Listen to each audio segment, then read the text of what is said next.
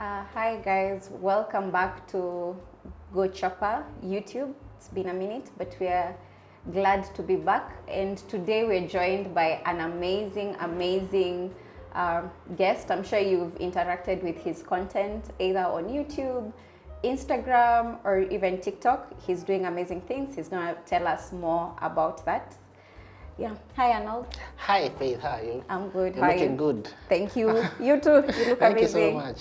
How are you? I'm doing fine. How about you? I'm doing very well. How is Apex? Apex is doing good. We're doing good with the bull run just hitting up.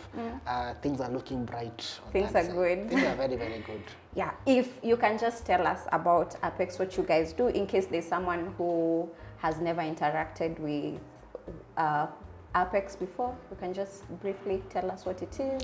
Fantastic. So basically, Apex Crypto Hub is a platform that we pride ourselves as one of the best crypto learning platforms in the Republic of Kenya and the world as at now.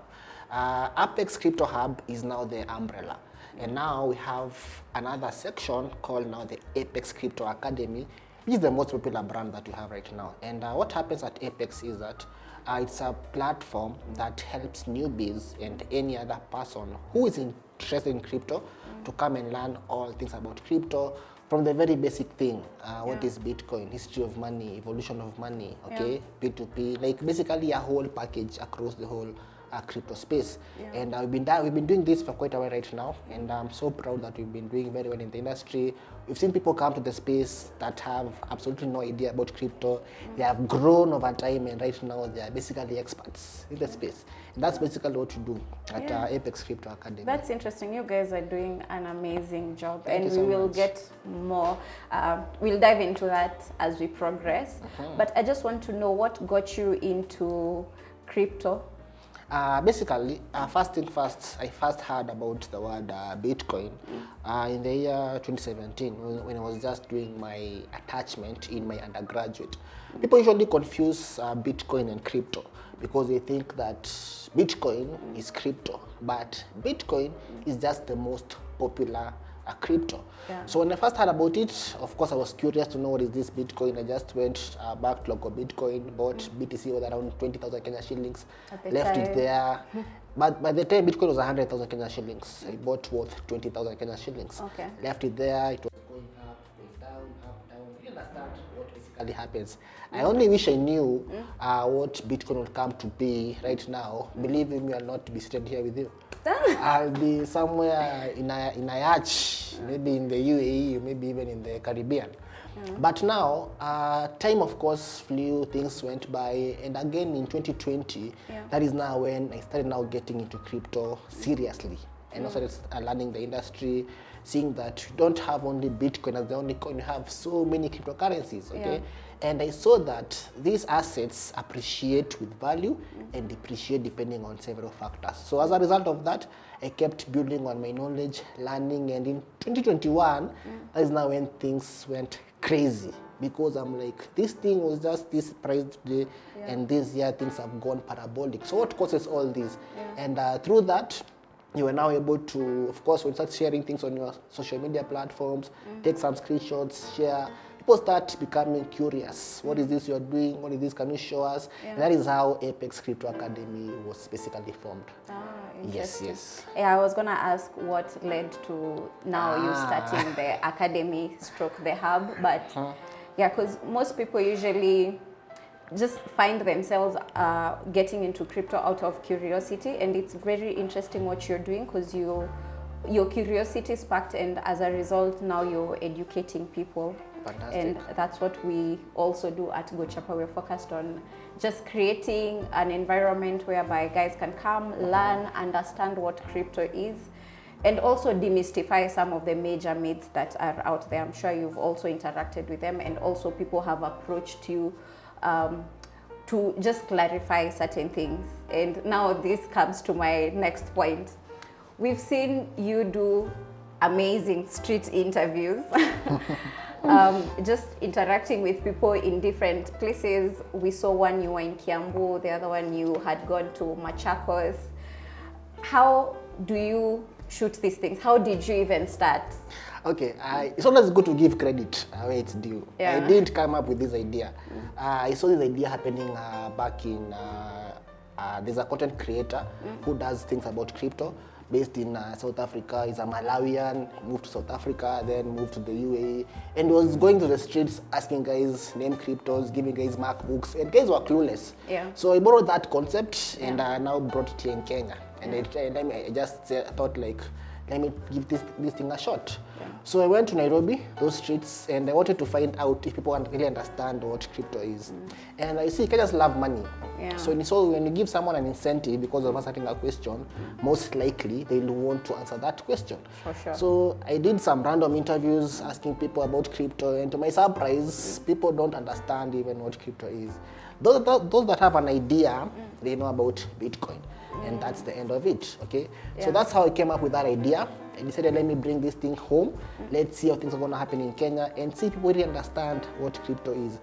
Most of them just tell them that, I know it's a platform where you put money and then you wake up the next day, the platform is shut, and then you lose your money.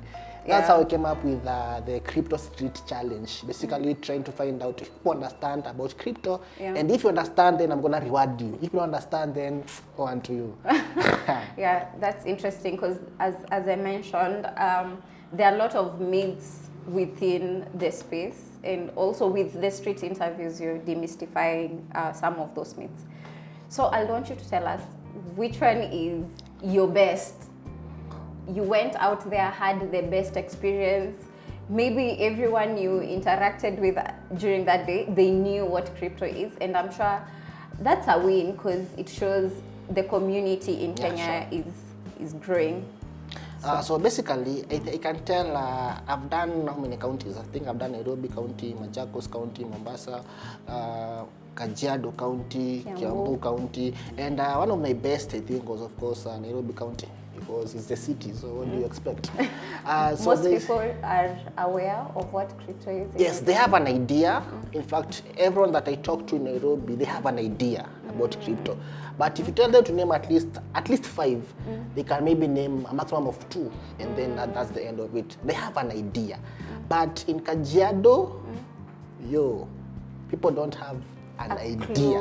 Kajiado and Machakos County, people don't have an idea exactly of what you're talking about. But there's this one lady who really touched and inspired me because she's a fruit vendor. I met her at Machakos People's Park. And I asked her if she knows what crypto is. And of course she knows what crypto is. And to my utter surprise, she was able to name 4 cryptocurrencies, and she's a fruit vendor. And what's her age? She looks maybe between 29 to around 33. Just a young lady. And she's a fruit vendor. And actually, she has an account with an exchange platform. So that really touched me in a big way, because if someone is vending fruits and they know about crypto and they actually have an account with an exchange, that's a good move. That was one. And then there was a guy in Mombasa, I think he's a student, and he told me that he was surviving with WorldCoin airdrops.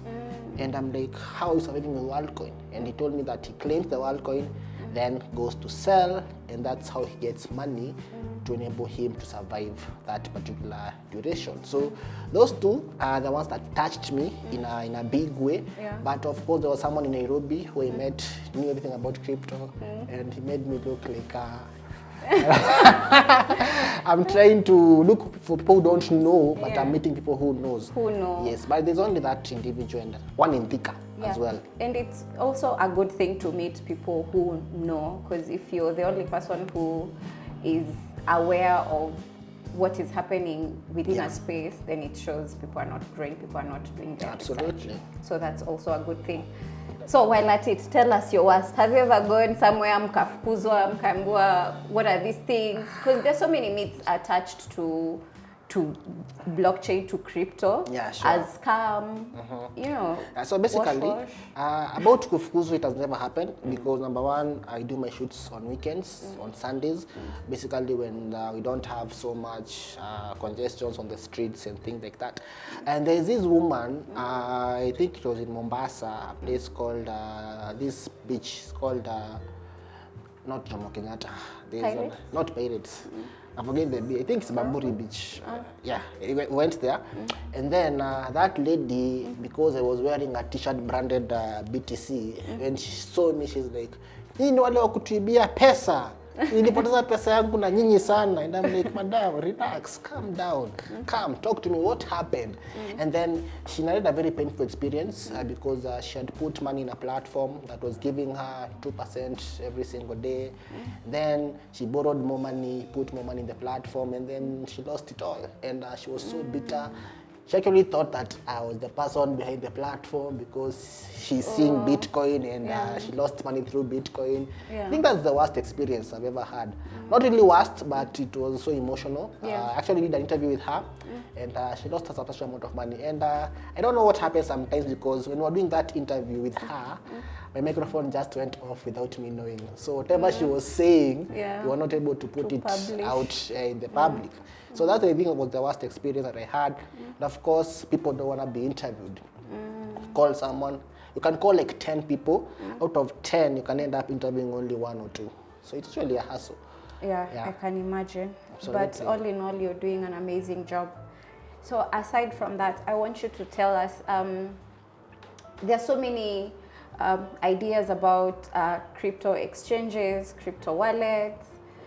So just tell us your experience, how you've interacted with wallets. When was the first time you interacted with a wallet? Did you know what a wallet was at the time? Okay, so my very first experience interacting with crypto, of course, was through local Bitcoin. And local Bitcoin, by the virtue of it being a P2P platform, had its own wallet within the platform. But as time goes by, as of course you get to advance your skill, I came to understand that we have what you call a wallet, and then we have what you call an exchange. And then you have what you call a P2P platform. Those are 3 different things: P2P, exchange, and wallet. So P2P is where you can just exchange your crypto from one person to another without even you meeting physically. Then an exchange is somewhere you can trade your cryptocurrencies, either on the spot market or the futures market, or you can just convert from one crypto to another. And then now a wallet is just a central place that can help you to keep your assets. And with a wallet, usually you have sole custody of your coins because you have something we call a seed phrase.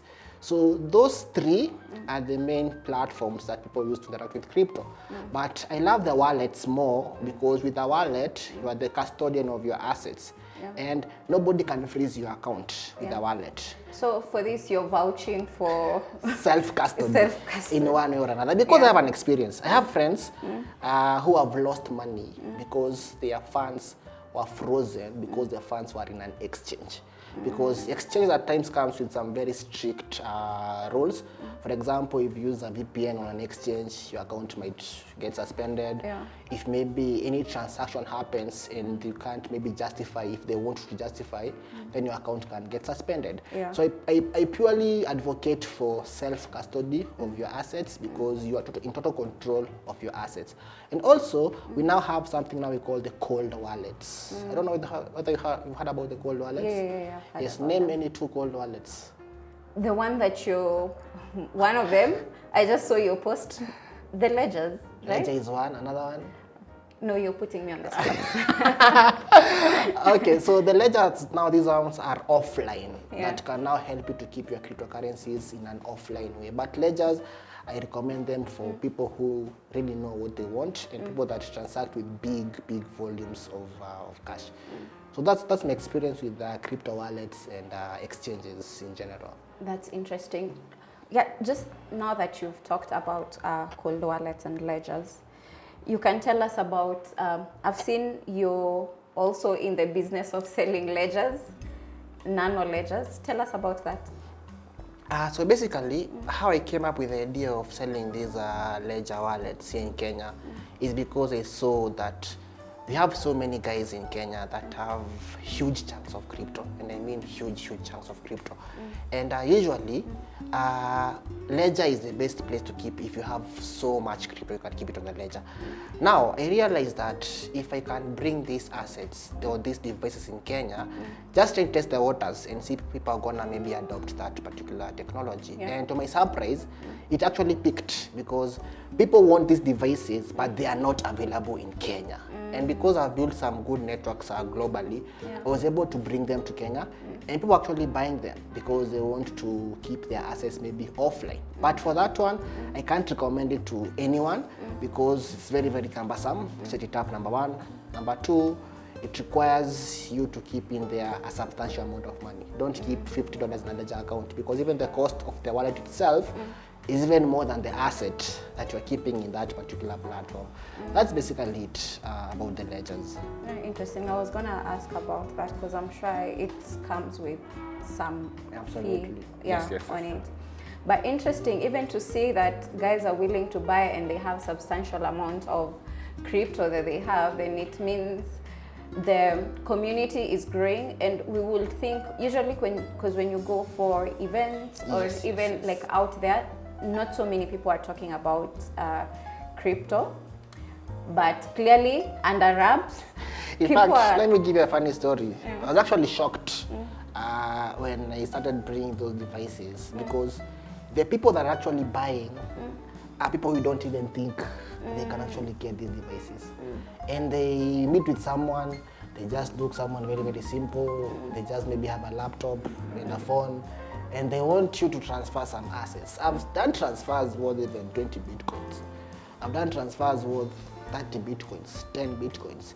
And there are prominent people in this country, of course I can't mention names, that are in that particular industry. So it's an industry that is so saturated, but it doesn't look like it's saturated because most of these guys, maybe they want to be known, they're in crypto, they're in government, they want to be known, they're in crypto, and basically that's what I basically found out.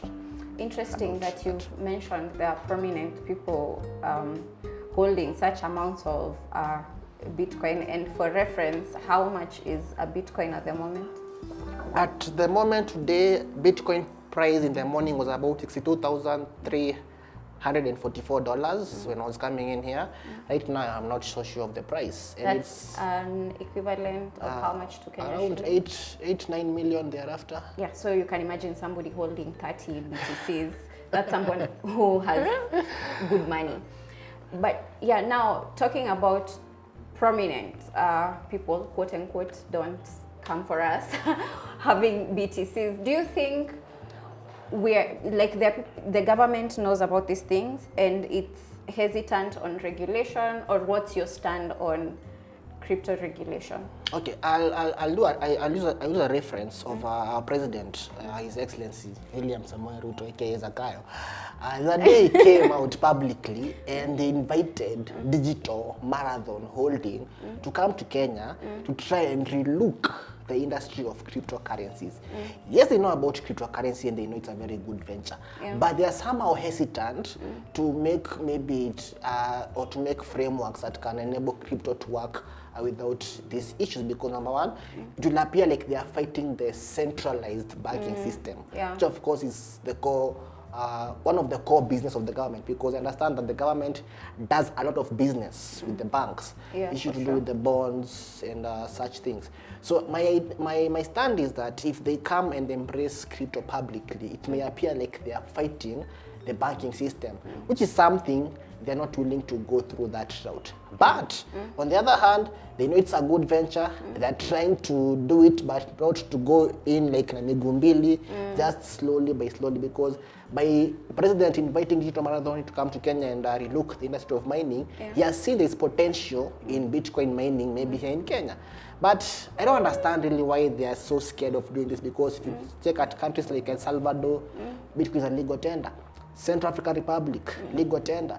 Donald Trump, he has come out publicly to say that if he's going to get elected, he's going to make the US the capital city of crypto in the world. And the other day he was paying for something using Bitcoin at a local bar somewhere in Texas. So I think it's something that should come to be adopted as time goes by. Yeah, I've made a reaction when you've said something about crypto mining in Kenya, because I'm just like, we are struggling with KPLC. Do we even have the capacity to mine crypto in Kenya? At Not the even moment, in Kenya itself. Let's even look at Africa in general. Go to Ethiopia. They're building some very big Bitcoin mining farms in Ethiopia. because they understand what it entails and they know the returns that they're gonna get from that are gonna be exponential. Yeah. Come to Kenya, we have what you call, there's a mining farm, I think, in Murang'a. They're using, I think, solar to power those S9 anti-miners, S21, because we have those kind of machines that are being plugged on those areas. So I believe if we put in the right frameworks, I think Kenya has the capacity to do Bitcoin mining if we put in the right frameworks to ensure that if we dedicate a certain amount of geothermal energy to this particular farm, it's gonna work. The only thing is we don't have the right frameworks that have been put across to ensure that this is gonna happen. But I believe it's possible. Kenyans have tried doing it on their own, but of course because of so many issues, Kenya Power, capital issue, it's not possible. But I believe it's something that can be done. If we put in the right frameworks, it can be done.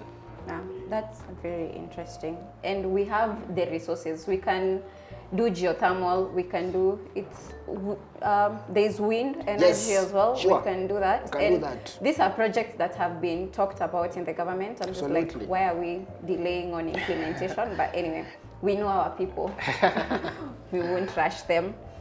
So I'm saying to just tie back to the point of education and just creating awareness around crypto and blockchain and just sensitizing. I've seen you have a webinar that is coming up on Monday. Unachimba watu sana wewe. No, tell us about the webinar.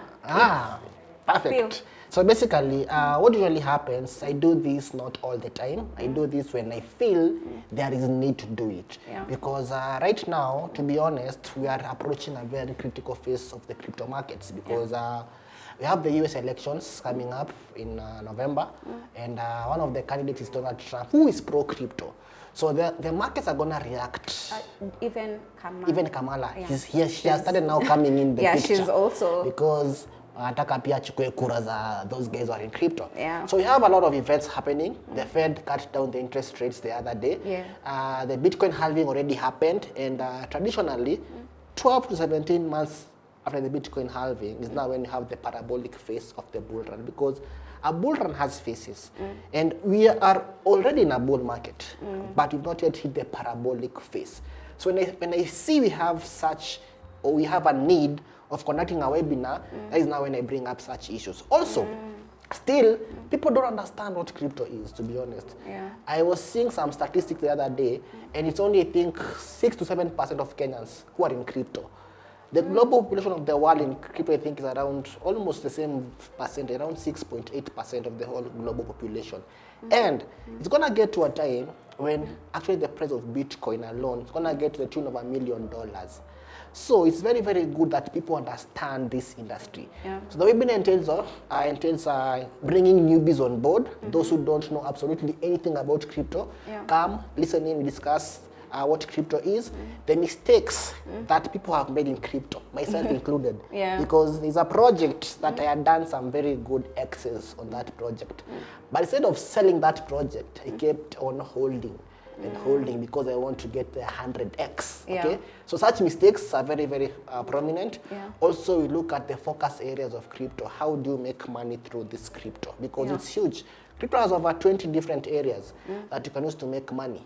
But guys only know about Bitcoin, P2P, that's it. But it has over 20 different areas. And we'll also have a guest speaker. Someone, I think, I don't want to mention the country right now. Have a guest speaker will come also, share their story about crypto and try and make people know that this is an industry that is very untapped and you can actually make some very good money from the industry. And the good thing is that the webinar is free. Yeah, I've seen that. And speaking of speakers coming from a different country, I noticed last year you did another webinar with guys from, I think it was one from Seattle, the other one was from? Yeah, I've done Seattle, the other one, it was just Seattle, the lady from Seattle. Then you haven't done any with... The other one was Kenyan based. One was from Seattle. In fact, it was just a group of investors in the US who wanted to understand what crypto basically is. So of course they hooked me up, planned a webinar, talked about crypto in detail. They were so amazed because they thought that this is a scam, you're gonna lose your money. And those who took action, right now of course they're doing very, very well, because back then the price of Bitcoin was around $35,000. $35,000 on Bitcoin. A coin like BNB was, I think, at $215 mark. Something like Ethereum was around 1800, and things right now are looking amazing on that side. Things are double. Yes. That is the importance of now doing double these in webinars, price. Yeah. because usually people don't get the chance to learn these things. Yeah. And during such times, when we have events or we have a series of things that we think are going to trigger the market, that's now when we do such webinars. Interesting. So where can we find details about the webinar if we want to be part of it? Basically, the webinar posters are, I think they're everywhere in the social media platforms, but just if you don't have those details, you can just reach us out on our website, that is at www.apexcryptohub.com, or you can reach us out on our phone numbers, that is at +254 735 442 656. We sent a link to register, and then that's basically it. And boom, you are in. We meet on the 30th of September. We learn all things about crypto. Come with all your questions. Come with all your questions. Why do we buy this coin, not this coin? Why do we trade this coin, not this coin? Why does Da Vinci keep saying that Bitcoin, Bitcoin, Bitcoin, and stuff like that? Yeah. Now, as we wind up, I want you to tell me, do you think at one point Kenyans were very good with memes, and our memes are epic? Sure. World-class memes. Do you think it will get to a point as a country we start, just generating our own meme coins from local memes that happen? Anguka nayo, that could have been a very good meme coin. Actually, it's happening already, but the problem is the lack of awareness there. Yeah. I can create a very good meme coin, but now I give you a contract address. Will you be able to buy that meme coin? That is not the problem. Yeah. But I believe if we continue creating adoption and creating these sensitization programs, it's going to get to a point where we'll be creating our own memes, like Zakayo meme coin. Then that one will be trending. It can be the next Doge. Yes, the next Doge coin. That can't fall. And something else I realized that Kenyans don't believe in Kenyans. Yeah, because if they know this is a Kenyan project, some will just shun it by the mere fact that it's based on a Kenyan. It's a Kenyan project. But I believe it's going to get to that point.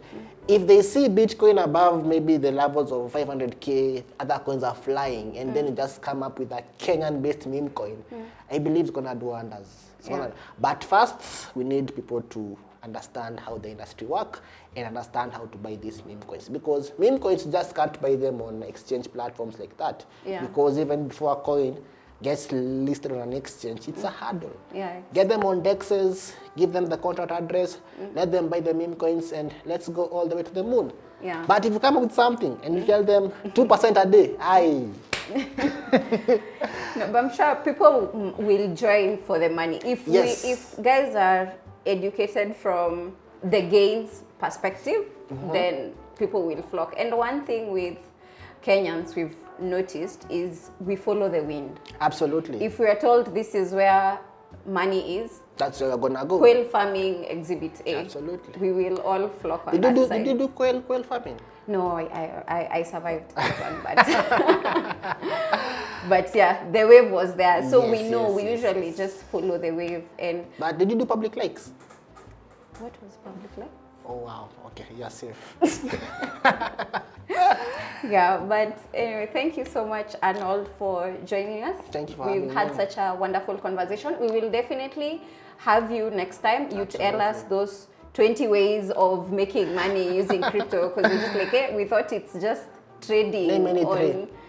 Name any three. Now that's why I want you to come. That's why I want you to come for the next episode. Sure, you also educate me, because I'm stuck on that one area of just trading. I also want to learn. Fantastic. Sensitize me as we sensitize. Good stuff. Kenyans. Thank you so much, Arnold. Thank you for Looking forward to having more sessions with you, and Sure. also to be hosted on the Apex platform. Why not? You can even go right now. Yeah, we go. See you next time, guys. Adios. Subscribe.